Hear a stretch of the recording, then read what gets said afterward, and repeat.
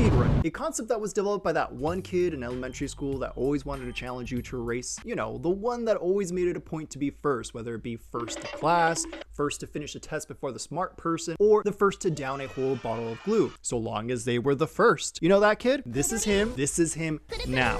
And this is all because he decided to develop his mediocre party trick of not only being fast on his feet, but also with his hands. And speedrunning, as you know, was an activity that could only be appreciated by a group of nerds. But now speedrunning has become so big that it is an activity that can be appreciated by a whole community of nerds. But for the sake of this video, let's go ahead and call them gamers, all right? Now, speedrunning has been around for a long time. In fact, if you grew up playing video games, you have a faint understanding of what speedrunning actually implies. And it can range between, I need to finish this level before bedtime, or, Jesus Christ, I need to finish this game before my parents get home because I'm grounded. And thus, speedrunning was born and also became popular in 1993. And around this time, there was a lot of contests that were made for popular games to be done at a certain time. And nowadays, any video game can be speedrun if you really try hard enough. Even Tetris, which I thought for the longest time can only go up to level 30, because by level 10, I'm already starting to see myself traveling faster than light.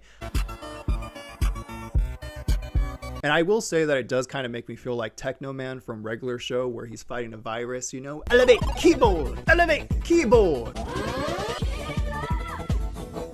But, you know, going back to Tetris, I was surprised to find out that it actually goes up to level 255, which is crazy town. Okay, now that's a lot of levels. And since Tetris is a game that could be speedrun, and we also have cars that we tend to race, and we can at times race with our feet, we call those marathons, which is really weird. We should just call them runathons, you know, because we're running. Saying marathon sounds like I'm watching a series of clowns trying to become mayor, you know? That actually sounds like an enjoyable show now that I say it out loud. But seeing this series of patterns, it makes my idiot brain beg the question, can anything be speedrun? But most importantly, can you speedrun your 9 to 5? And many are quick to say, yeah, just clock in, clock out, boom, easy money. Or as a Gen Alpha would say, that's Ohio man Rizzler work. But we can't really do that. Why? Because that wouldn't really be speedrun. You see, speedrunning is actually playing the game. If we were to just clock in and clock out, it would be no different from turning on the game and shutting it down. At that point, we'd have to really ask ourselves, did I really speedrun the game? Or did I just make a terrible analogy? It would actually be the latter. And now we have to take a step back and conceptualize what it means to speedrun. And this just doesn't mean to finish the game fast. Okay, I mean, it does, but there's kind of more to speedrunning than just finishing the game fast, okay? Sometimes you have to understand where to use certain glitches, or find out how much time a certain level takes you, and find items that you can just abuse and use to your advantage. And the most important part, where to actually restart.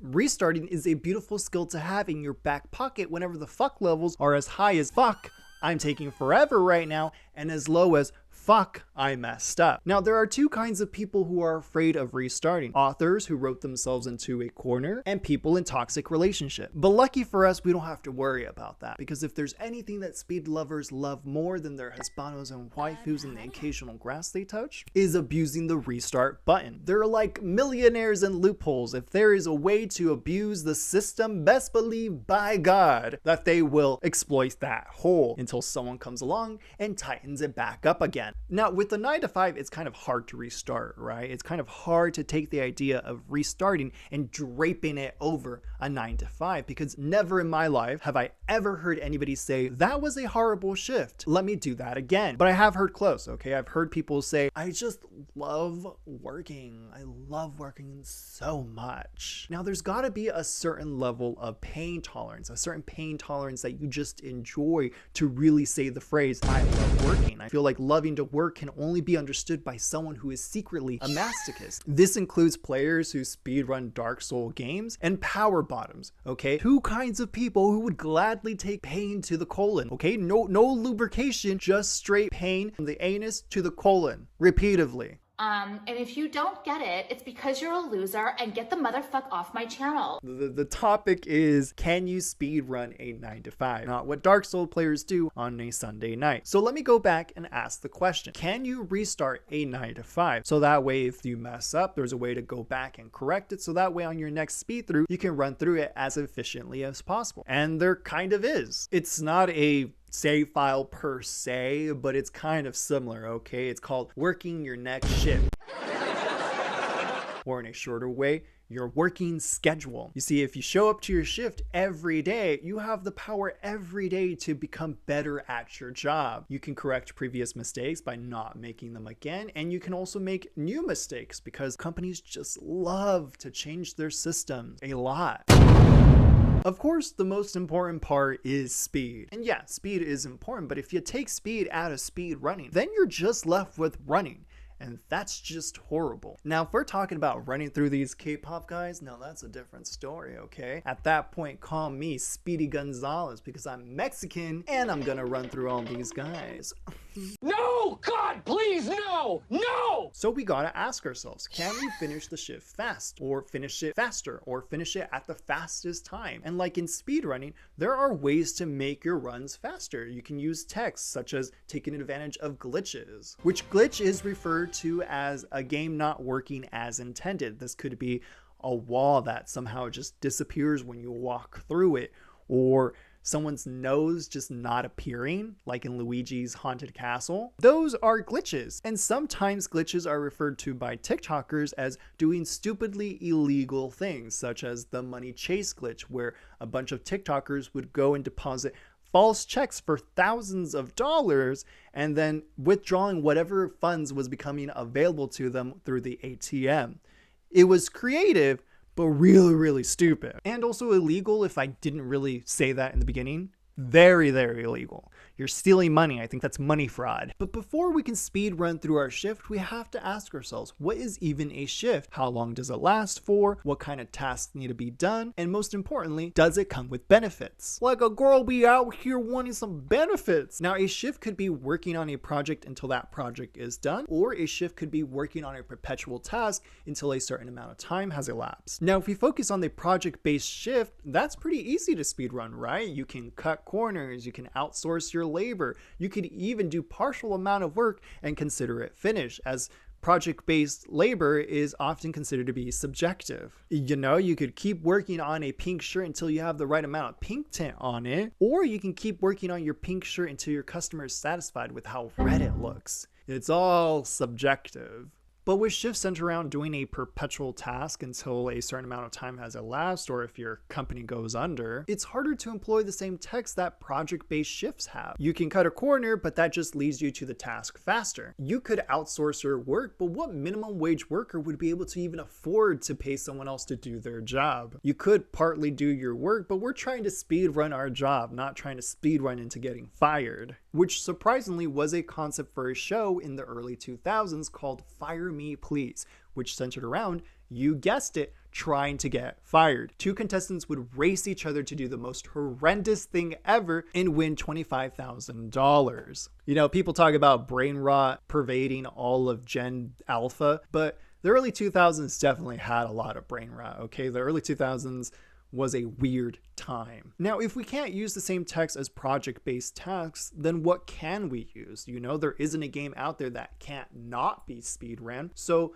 it should be likewise for perpetual tasks. There has to be something, right? And there is, thanks to speedrunners being as cunning as they are and trying to do the bare minimum. Like, that isn't an insult. They want to do the barest of minimum, as that implies that they did a run as efficiently as possible, as fast as they can. Speedrunners have found that doing certain tasks in games, such as running through certain walls, unaliving certain characters, even selecting specific dialogue, will help them finish games faster or even skip levels entirely. Now, if you were to implement these things into your shift, you could finish your work faster, but you run into your manager telling you to go ahead and clock out for them, baby. You're done. You're done for the day. And at that point, you kind of just failed doing the speed run and you have to restart over because, you know, the whole point is to finish your shift or finish whatever people considered as a finished shift. So what we can do is take a page from games and use available mechanics and items that are sometimes introduced to us early in the game, such as bombs or items that are given to us that we can use on breakable walls so that way we can run through them instead of going around them. So the question now is there a mechanic that can help us speedrun our shift? And the answer is yes, and probably many of you have already guessed it. It's called PTO, time paid off. And now this is a mechanic that's introduced to you early when you start your job and is probably the only mechanic that can help you, one, finish your shift faster, and two, keep you from getting fired. But it will get you pretty damn close. I mean, I feel like your manager wouldn't be too happy about you speed running your shift a lot of times. Jesus Christ, Gerald, this is the 4th time you've speed ran through your shift.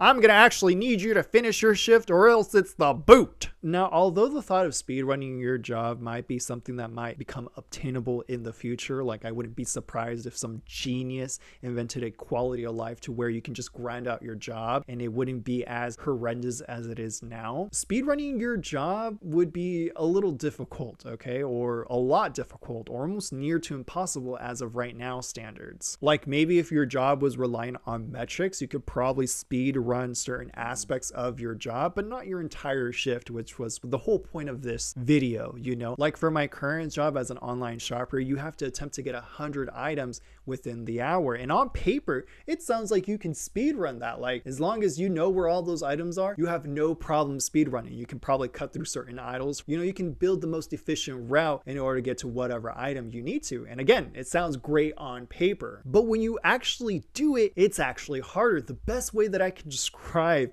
my job is closely to Diner Dash. You know, not the thing that you do when you can't afford the bill, but the game you play when you have a terrible date while you think about diner dashing. Please, I beg you, don't diner dash, that's horrible. But where I make the comparison is at first the game is easy, you know, just like my job. The idea of just, you know, going and collecting items within the hour, it seems pretty easy, but the game gets progressively harder, and so does my job. Once the game can tell that you can handle more customers, more demanding customers, they will start giving you more customers, more tables, and more demanding customers. Likewise with my job, once the system, the metrics, the number gods see that you can collect 100 items within the hour, they'll start pushing a little bit more. Maybe you can collect 112. If you could do that, maybe you can do 120. If you can do 120, maybe you can do 172. And maybe you can speedrun my job from how it sounds. You know, it sounds like it would be fun to speedrun. But this leads me to the main part that would make someone stop or makes it near to impossible for jobs to be speedrun,